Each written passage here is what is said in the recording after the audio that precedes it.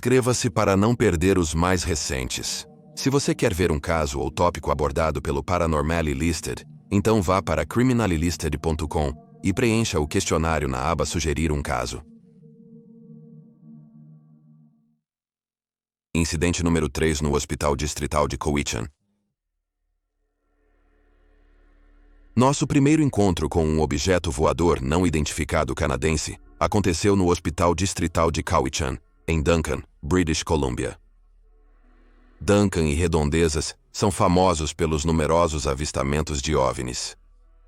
No 1º de janeiro de 1970, um objeto voador misterioso foi avistado por várias enfermeiras e ao menos um paciente. Doreen Kendall celebrava o Ano Novo trabalhando a noite toda. Iniciou à meia-noite e acabaria às 8 horas. Às 5 da manhã ela trabalhava ao lado da colega de enfermagem, Freda Wilson. Ambas verificavam os pacientes juntas. Kendall abriu as cortinas em um quarto. Ao fazer isso, ela viu uma luz brilhante de um objeto flutuando a cerca de 18 metros do chão e 12 metros da janela. Ela relatou que o objeto tinha cerca de 15 metros de diâmetro. Ela fez esse cálculo porque o objeto estava pairando em frente à ala infantil e ela contou quantas janelas o objeto cobria. O objeto era prateado e redondo e tinha muitas luzes. Dorian Kendall relatou ter dito que era tão grande e brilhante que eu podia ver tudo claramente. Ela mencionou uma cúpula no topo e centro do objeto. A cúpula transparente permitia sua visão interior. Ademais, Doreen relatou que o objeto estava inclinado, proporcionando uma visão clara do seu interior. Ela disse que viu duas criaturas dentro. Eles tinham forma e tamanho humanoides. Eles tinham cerca de 1,83 metros de altura. Ela disse que seus rostos estavam cobertos com algum tipo de capacete ou material. Ela podia ver a pele em suas mãos e se parecia com a pele humana. Também usavam ternos escuros. Mesmo com bancos próximos, permaneceram de pé. A princípio, os dois seres não notaram Doreen Kendall. Eles observavam os controles à frente, parecendo muito focados. Kendall disse que, eventualmente, uma das criaturas olhou para cima e a viu. A criatura viu ela colocar a mão na outra criatura e o objeto começou a se mover. Antes de voar, Kendall ligou para Freda Wilson. Wilson viu o objeto quando começou a voar. Não só Kendall e Wilson viram o objeto no hospital. Ao menos mais 3 enfermeiras avistaram o objeto voador não identificado quando partia. Elas relataram que o objeto voador não identificado voou em círculo momentaneamente antes de seguir em uma direção nordeste. Outra pessoa que o viu foi uma paciente, Joan Haida. Haida acabou de ter seu 3º filho. Ela dormia quando o objeto voador não identificado chegou.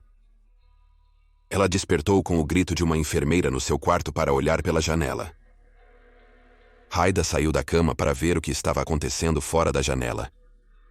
Ela disse, cito, "O objeto voador não identificado estava vindo lentamente em direção à janela, até que estava a apenas alguns metros de distância, e eu juro que vi painéis com instrumentos e luzes neles, e 2 figuras negras também, embora não estivessem tão claras.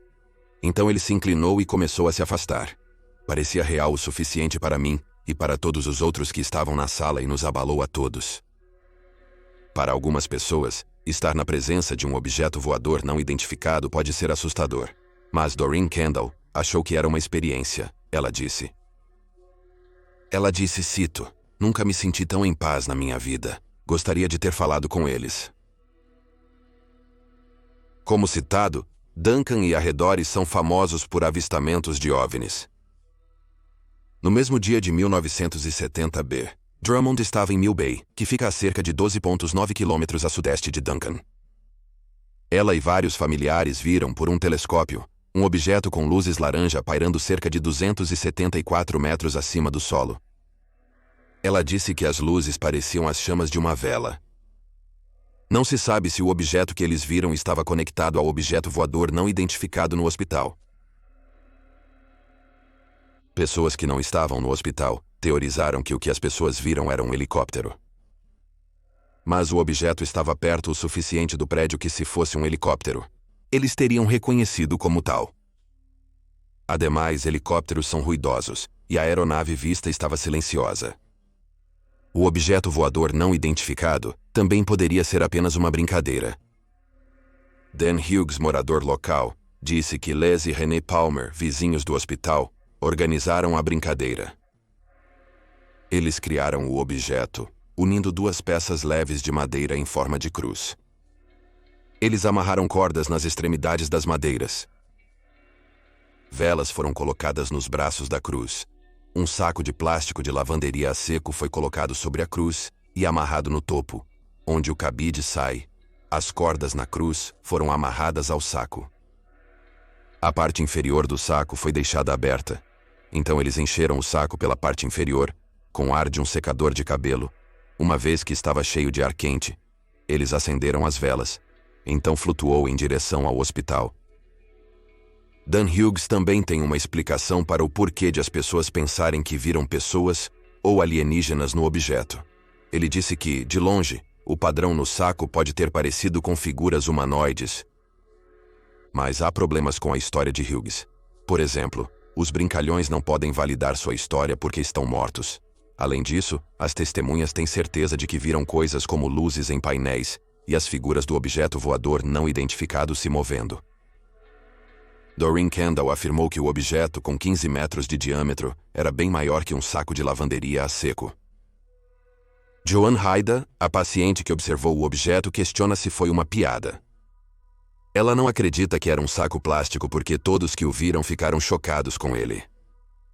Então, talvez nunca descobramos o que foi visto voando fora do Hospital Distrital de Cowichan no Ano Novo de 1970. 2. Incidente em Shag Harbor. Para nossa próxima parada, iremos da costa de Duncan para Shag Harbor, Nova Escócia, no Canadá. Às 23 horas de 4 de outubro de 1967, moradores de Shag Harbor viram luzes laranjas no céu. De repente, as luzes caíram do céu e pareceram se chocar com o Oceano Atlântico. Várias pessoas, incluindo pescadores e oficiais da Polícia Montada Real Canadense, relataram ver as luzes. Um grupo de adolescentes observou as luzes caindo na água. Chamaram a Polícia Montada Real Canadense, pensando ter visto um acidente de avião. Acreditava-se que ele caiu na água a meio quilômetro da costa. Pessoas navegaram seus barcos até a área. Ao chegarem, o objeto já estava submerso. Havia espuma colorida na superfície da água. Laurie Wickens, morador de Shag Harbor e um dos jovens que contatou a Polícia Montada Real Canadense naquela noite, comentou o incidente para vários meios de comunicação. Ele disse: "Vemos 4 luzes no céu e sobre a terra aqui. Achamos que era um avião e não demos muita atenção, apenas observando as luzes piscarem. Tentaram várias vezes recuperar o objeto. Mergulhadores da Marinha Real Canadense buscaram o objeto. Após dias de busca, não encontraram nada. Uma coisa que aumenta a estranheza da situação é que, no mesmo mês, houve outros 2 avistamentos de OVNIs na área. A Polícia Montada Real Canadense investigou a situação. Acharam que talvez fosse um avião ou helicóptero acidentado. Eles verificaram com 2 agências, o Centro de Coordenação de Resgate em Halifax, Nova Escócia, e o Radar Comando de Defesa Aeroespacial da América do Norte em Boscário, Nova Escócia. Mas eles disseram que nenhuma aeronave desapareceu na noite do incidente. Um memorando sobre o incidente foi escrito por funcionários do Departamento de Defesa do Canadá 36 horas após o relato. Em parte, ele diz: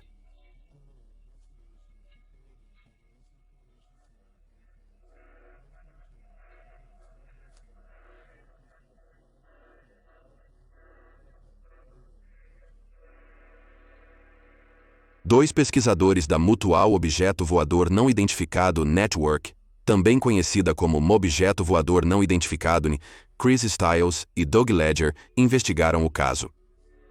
Conversaram com diversas testemunhas e informados sobre o incidente. Informaram que o objeto, após cair na água, percorreu 40 quilômetros subaquático até o ponto do governo.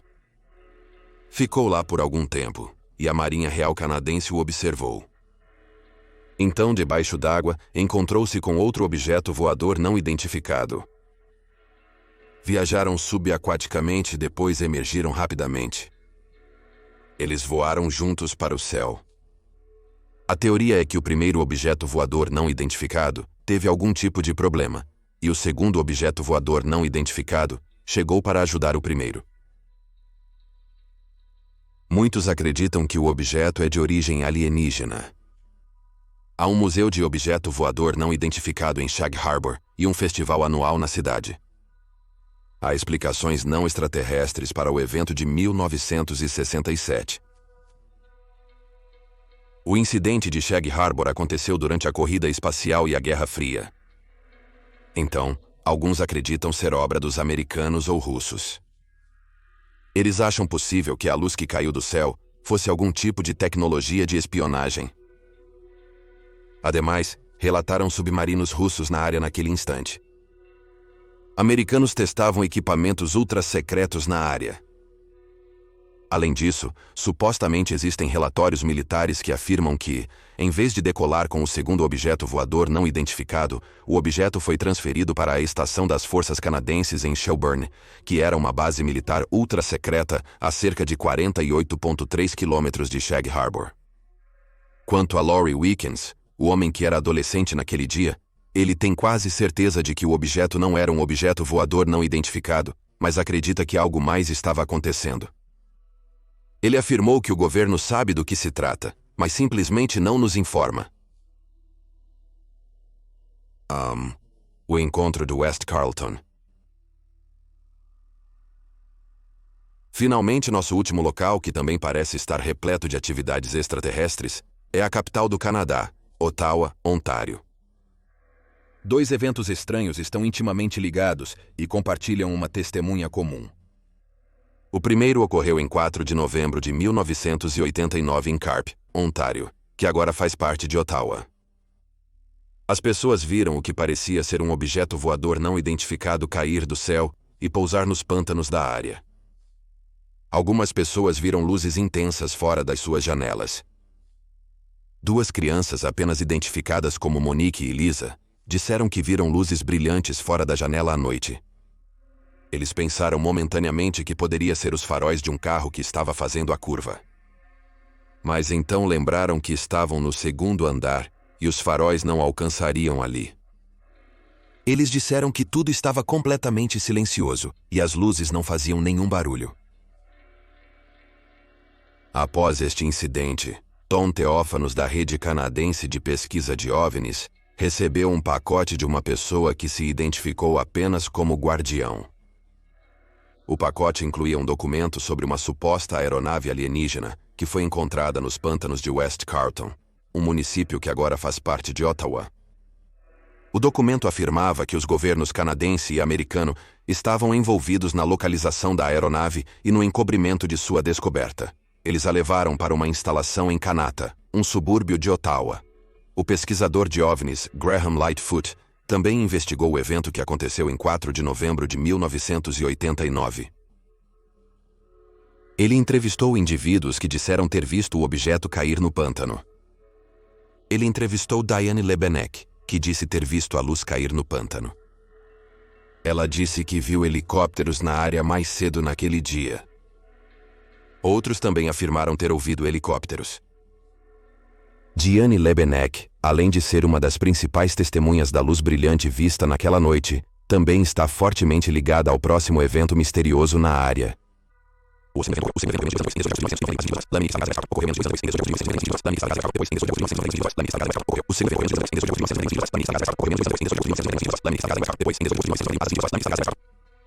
Seus filhos estavam na cama e seu marido estava fora. Laminique ouviu cachorros latindo, alertando-a para olhar para um campo atrás de sua casa. Ela viu chamas no campo e depois fumaça. No entanto, não se movia como um fogo normal. Labanek explicou que um fogo típico teria se espalhado por todo o campo, mas este fogo parecia ficar em um só lugar. Então, uma aeronave com luzes azuis piscando pousou sobre as chamas. Ela disse que observou por cerca de 10 minutos, até que a nave voou para longe e as chamas desapareceram. Mas não terminou aí. Labanek também afirma ter visto um helicóptero voando baixo se aproximando do campo, depois que a aeronave anterior desapareceu. No dia seguinte, ela foi ao campo para ver se havia algum sinal dos eventos da noite anterior, mas não havia nada lá. Não havia evidências que sugerissem que algo estava errado na noite anterior. Ela se sentiu assustada e preocupada com o presenciado. Estava preocupada que a polícia não acreditaria nela se a chamasse. Ela só revelou para a mãe e o marido. Em fevereiro de 1992, supostamente desconhecido por Diane Lebenek, o misterioso guardião enviou outro pacote para Bob Exler, um pesquisador de OVNIs em Edgewater, Maryland. O pacote tinha muito para Exler examinar. O item mais convincente no pacote era uma fita de vídeo. Ele capturou os eventos da noite de 18 de agosto de 1991.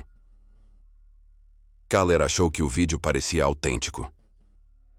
Exler decidiu ir para West Carlton com Graham Lightfoot para falar com as pessoas da área. Conversaram com Diane Lebenek, que relatou o que viu. Supostamente, ela nunca assistiu ao vídeo, mas sua descrição do evento era idêntica ao ocorrido nele.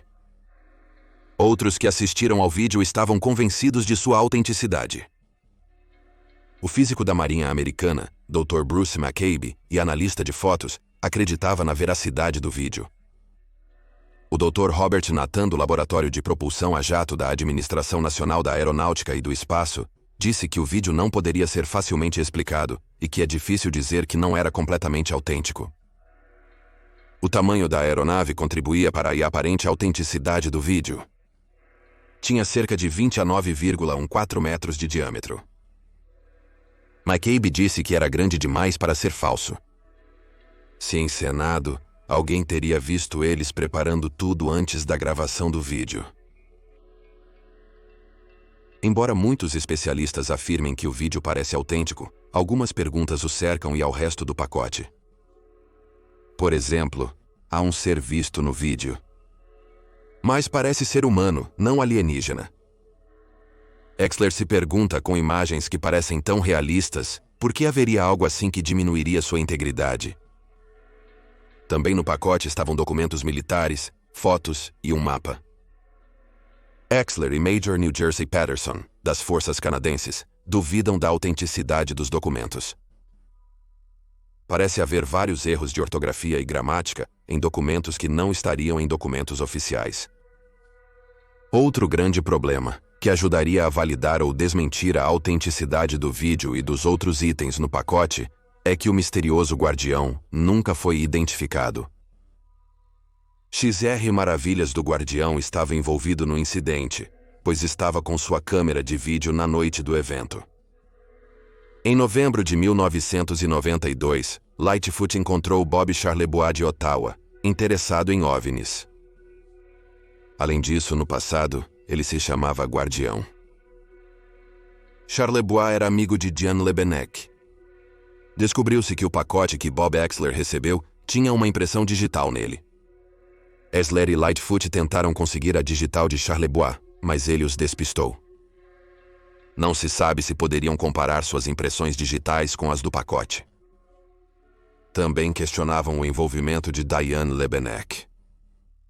Ela afirmou que não estava interessada em OVNIs, mas quando mistérios não resolvidos foi à casa dela em 1992 para fazer uma reportagem sobre o evento, eles descobriram que ela possuía livros sobre OVNIs. Alguns também apontam que seu sobrinho possuía uma caminhonete branca, que era do mesmo tamanho que o objeto que supostamente pousou no campo.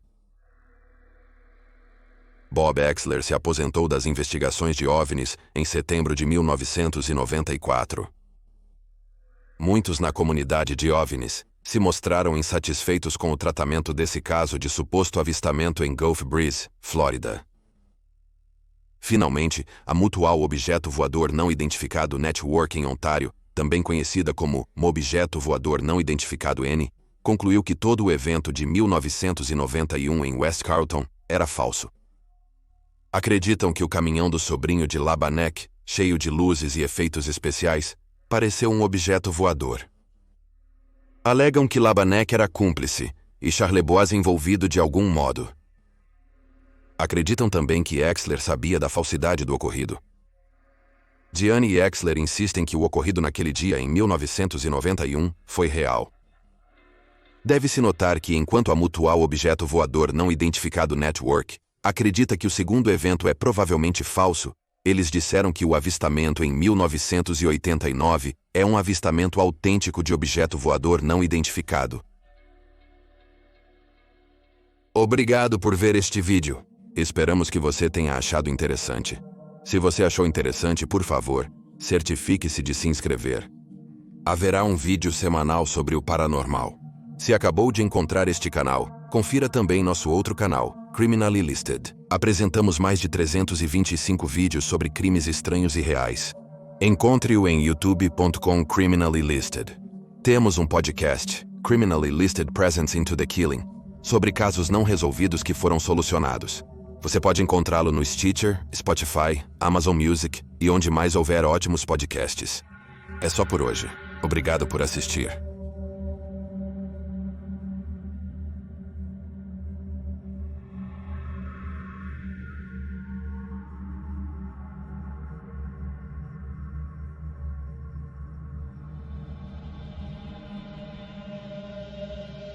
Obrigado.